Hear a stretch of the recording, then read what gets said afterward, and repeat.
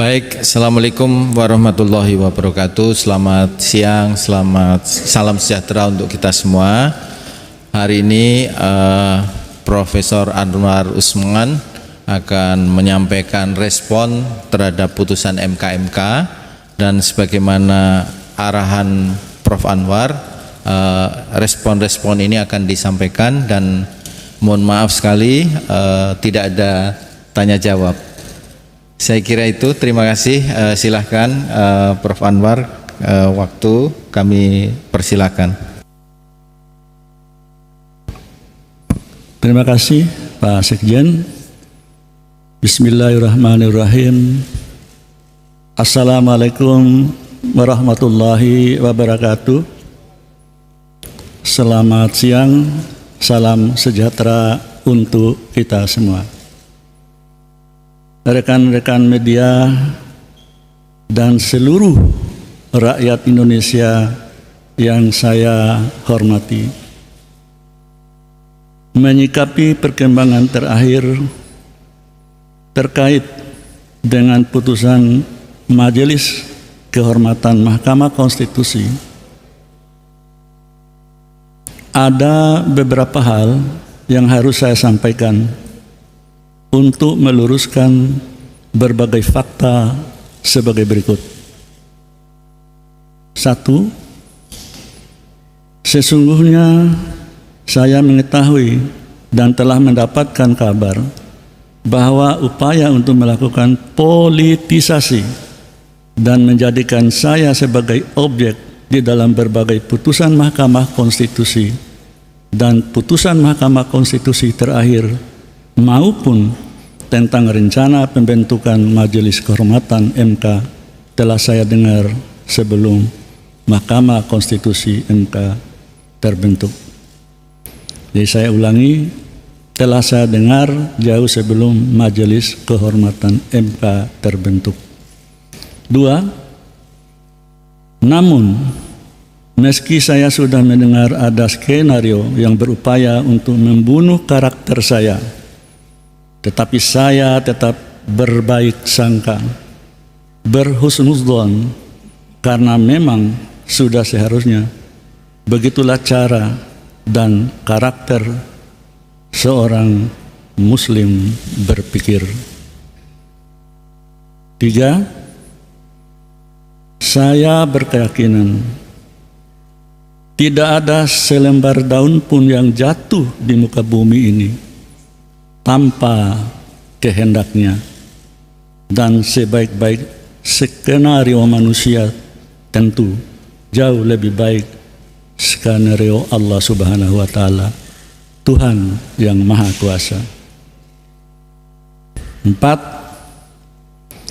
Sejak awal saya sudah mengatakan bahwa jabatan itu adalah milik Allah Subhanahu wa Ta'ala, Tuhan yang Maha Kuasa, sehingga pemberhentian saya sebagai Ketua Mahkamah Konstitusi tidak sedikit pun membebani diri saya. Saya yakin dan percaya bahwa di balik semua ini, insya Allah ada hikmah besar yang akan menjadi karunia bagi saya dan keluarga besar saya, sahabat dan handai taulan, dan khusus bagi Mahkamah Konstitusi nusa dan bangsa. 5. Namun demikian wajib bagi saya untuk meluruskan beberapa hal agar publik memahami tentang apa sesungguhnya yang terjadi. 6. Yang pertama, meski saya mengetahui tentang rencana dan adanya skenario terhadap diri saya melalui pembentukan Majelis Kehormatan Mahkamah Konstitusi, saya tetap memenuhi kewajiban saya sebagai Ketua MK untuk membentuk Majelis Kehormatan Mahkamah Konstitusi sebagai bentuk tanggung jawab amanah jabatan yang diembankan kepada saya selaku Ketua Mahkamah Konstitusi. 7.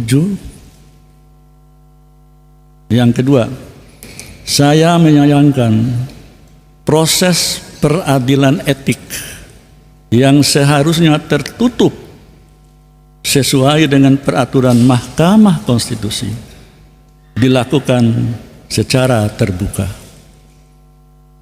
Hal itu secara normatif tentu menyalahi aturan dan tidak sejalan dengan tujuan dibentuknya Majelis Kehormatan yang ditujukan untuk menjaga keluhuran dan martabat hakim konstitusi, baik secara individual maupun secara institusional. Kedelapan, begitu pula halnya tentang putusan Majelis Kehormatan Mahkamah Konstitusi.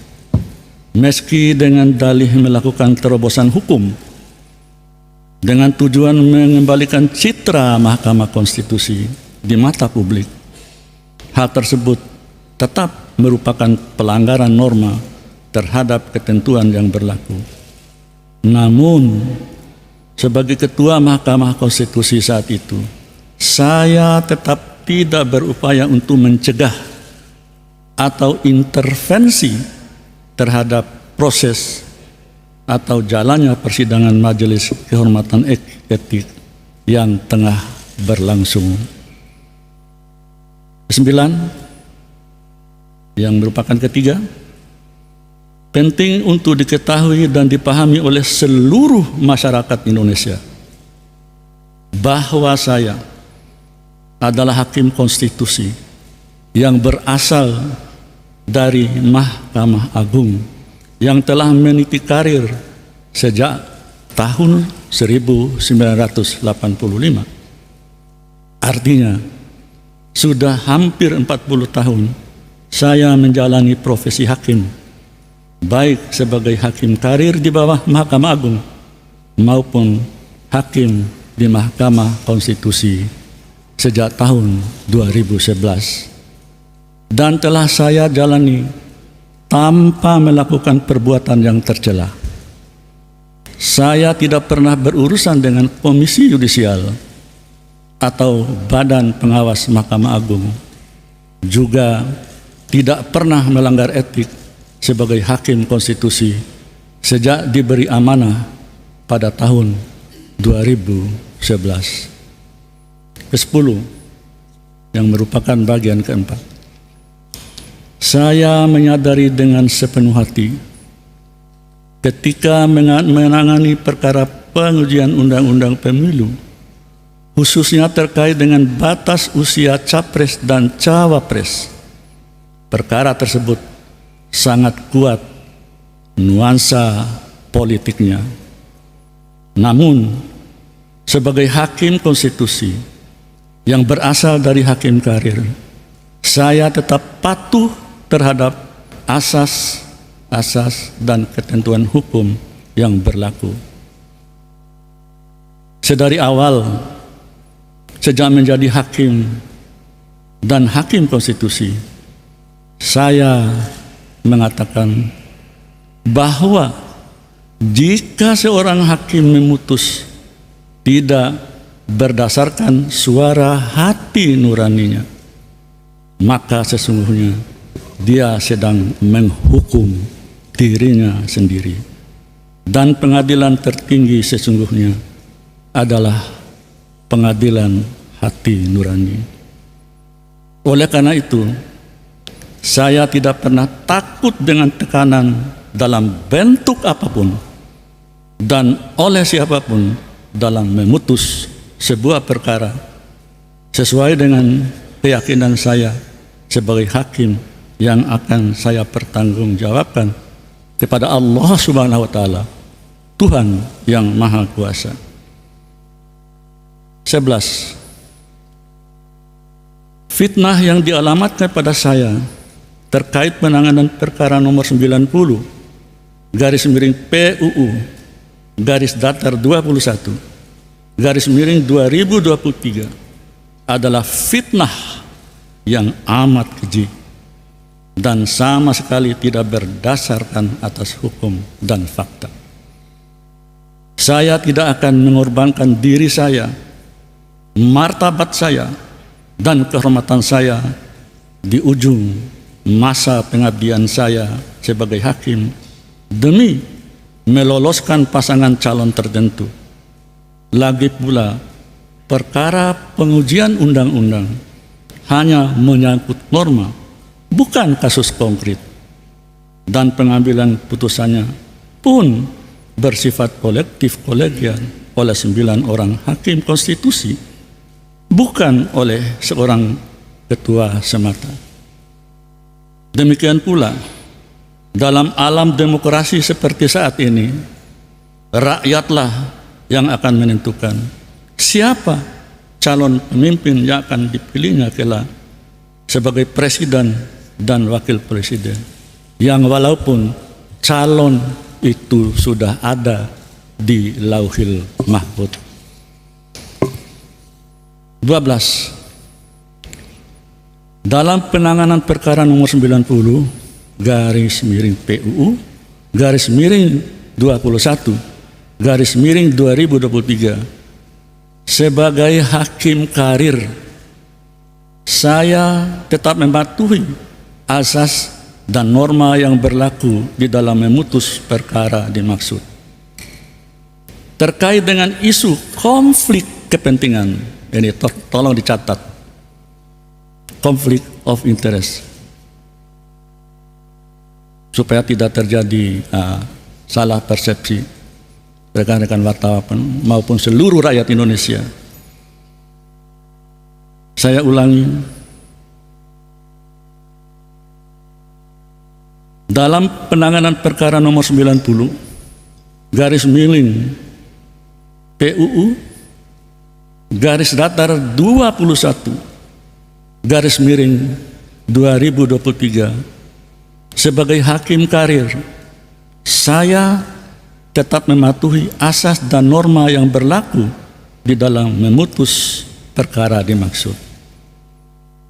Terkait dengan isu konflik kepentingan, conflict of interest, sejak era kepemimpinan Profesor Jimli Asidiki dalam putusan nomor 004 garis miring PUU garis datar 1 garis miring 2003, kemudian putusan nomor 066 garis miring PUU garis datar 2 garis miring 2004, kemudian putusan nomor 5 garis miring PUU garis miring 4 garis miring 2006 yang membatalkan pengawasan Komisi Yudisial terhadap hakim konstitusi.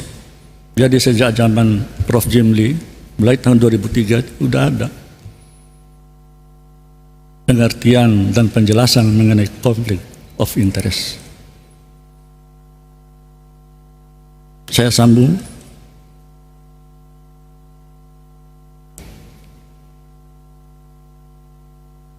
Putusan nomor 48 garis miring PUU garis miring 9 garis miring 2011, kemudian putusan nomor 49 garis miring PUU garis datar 9 garis miring 2013 di era kepemimpinan Profesor Dr. Mahfud MD. Kemudian putusan nomor 97 garis miring PUU garis datar 11 garis miring 2013, kemudian putusan nomor 1 garis datar 2 garis miring PUU garis datar 12 garis miring 2014 yang membatalkan Perpu Mahkamah Konstitusi di era kepemimpinan Bapak Hamdan Zulfa. Lalu putusan perkara nomor 53 garis miring PUU garis datar 14 garis miring 2016. Kemudian putusan nomor 53 garis miring PUU garis datar 14 garis miring 2016 di era kepemimpinan Profesor Dr. Arif Hidayat. Selanjutnya putusan perkara nomor 96 garis miring PUU garis datar 18 garis miring 2020. Dalam putusan tersebut, maksudnya putusan 96 tahun 2020 itu, terhadap pengujian pasal 87A,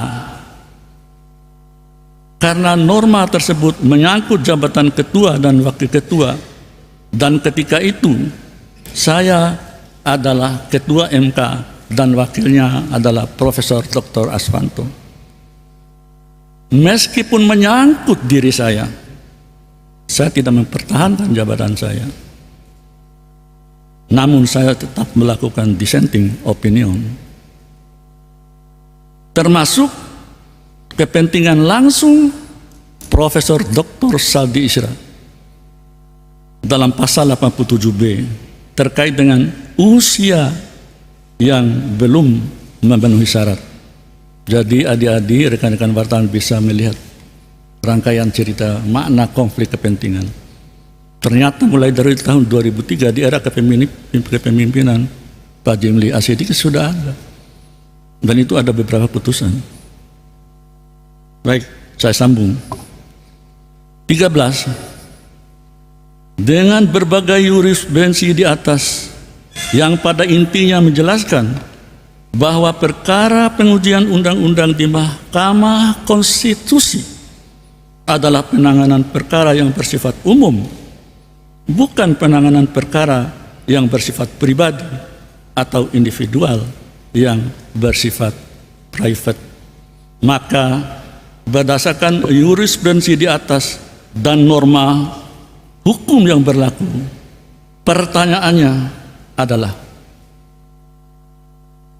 apakah sebagai hakim konstitusi dan ketua Mahkamah Konstitusi saya harus mengingkari putusan-putusan terdahulu? Saya ulangi biar jelas. Apakah sebagai hakim konstitusi dan ketua Mahkamah Konstitusi saya harus mengingkari putusan-putusan terdahulu karena disebabkan adanya tekanan publik atau pihak tertentu atas kepentingan tertentu pula? Atau saya harus mundur dari penanganan perkara 96 garis miring PUU garis miring 18 garis miring 2020 demi menyelamatkan diri sendiri? Sebagaimana saya jelaskan di atas, jika hal itu saya lakukan, maka sama halnya saya menghukum diri saya sendiri karena tidak sesuai dengan keyakinan saya sebagai hakim dalam memutus perkara.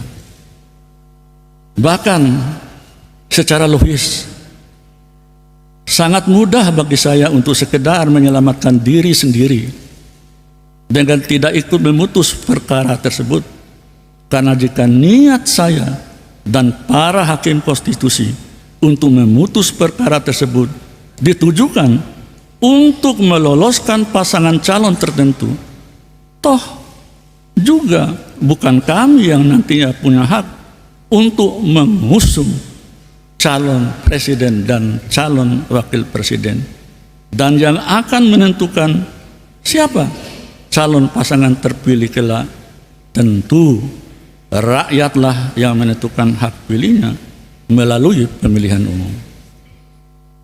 14. Telah berulang kali saya sampaikan di hadapan publik nukilan ayat Quran dan kisah-kisah di zaman Rasulullah dan para sahabat tentang pentingnya berlaku adil, apalagi bagi seorang hakim. Namun fitnah yang keji justru datang kepada saya bahwa saya dianggap menggunakan dalil agama untuk kepentingan tertentu. Na'udzubillahi min dzalik. Padahal hal tersebut saya lakukan karena merupakan keyakinan saya sebagai seorang muslim dan berlatar belakang yang merupakan alumni pendidikan guru agama.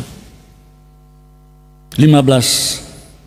Saya tidak pernah berkecil hati sedikit pun terhadap fitnah yang menerpa saya, keluarga saya selama ini. Bahkan ada yang tega mengatakan MK sebagai mahkamah keluarga. Masya Allah. Mudah-mudahan diampuni oleh Allah Subhanahu wa Ta'ala. Namun fitnah keji yang menerpa saya bahwa saya memutus perkara tertentu berdasarkan kepentingan pribadi dan keluarga. Hal itulah yang harus diluruskan. Seorang negarawan harus berani mengambil keputusan demi generasi yang akan datang. Jadi sebuah keputusan Mahkamah Konstitusi bukan berlaku untuk hari ini, tapi berlaku untuk generasi yang akan datang. Berbeda halnya dengan politisi, ya mohon maaf, yang mengambil keputusan berdasarkan kepentingan pemilu yang sudah menjelang. Putusan Mahkamah Konstitusi sekali lagi tidak berlaku untuk saat ini saja, tetapi berlaku untuk seterusnya. 16. Saat ini harkat, derajat, martabat saya sebagai hakim karir selama hampir 40 tahun dilumatkan oleh sebuah fitnah yang amat keji dan kejam. Tetapi saya tidak pernah berkecil hati dan pantang mundur dalam menegakkan hukum dan keadilan di negara tercinta. Saya tetap yakin bahwa sebaik-baik skenario manusia siapapun untuk membunuh karakter saya, karir saya, harkat dan derajat, serta martabat saya dan keluarga besar saya, tentu tidak akan lebih baik dan indah dibandingkan skenario atau rencana Allah Subhanahu wa Ta'ala, Tuhan yang Maha Kuasa. 17. Saya hanya berpasrah diri kepada Allah Subhanahu wa Ta'ala atas fitnah dan fitnah yang keji dan kejam yang menimpa diri dan keluarga saya, serta diiringi selalu doa dan ikhtiar terbaik bagi kepentingan bangsa dan negara. Semoga yang selalu memfitnah, yang membuat isu,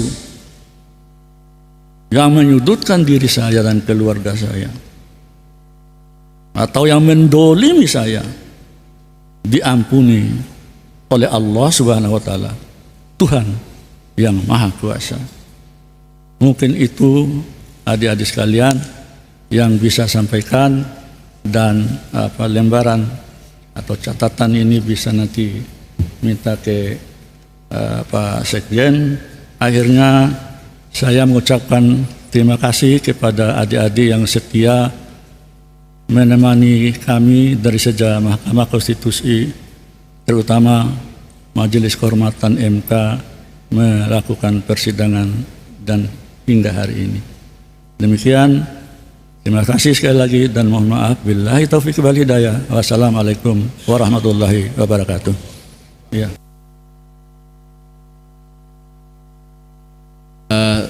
Terima kasih teman-teman pers, terima kasih Prof. Anwar. Demikian respon Prof. Anwar atas putusan MK dan melihat perkembangan terakhir. Saya kira itu teman-teman pers. Kami boleh menyampaikan yang lain mungkin terkait pemilihan besok. Ya, dan sesuai dengan putusan MK, Mahkamah Konstitusi esok hari pukul 9 akan melaksanakan PMK nomor 6 tahun 2023 tentang pemilihan pimpinan Mahkamah Konstitusi, dimulai dari upaya untuk musyawarah mufakat dan seterusnya. Saya kira itu yang disampaikan. Akhirul kalam, wassalamualaikum warahmatullahi wabarakatuh.